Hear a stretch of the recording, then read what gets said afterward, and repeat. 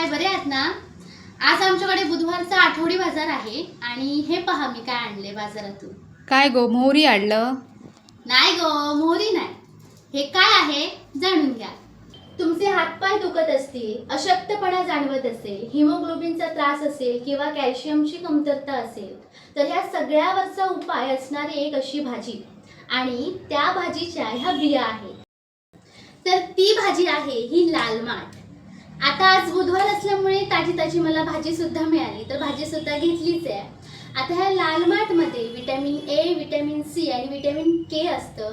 या भाजीत vitamin C असल्यामुळे आपली दृष्टी सुधारते. लाल माठमध्ये मोठ्या प्रमाणावर लोह असल्यामुळे आपलं हिमोग्लोबिन सुद्धा वाढतं. तसंच या भाजीतून आपल्याला कॅल्शियम मिळतं, त्यामुळे हाडं मजबूत होतात. हातपाय दुखत असतील तर त्यापासून आपल्याला आराम मिळतो. तर तुम्ही लाल माठची भाजी आणताय आणि कधी करताय?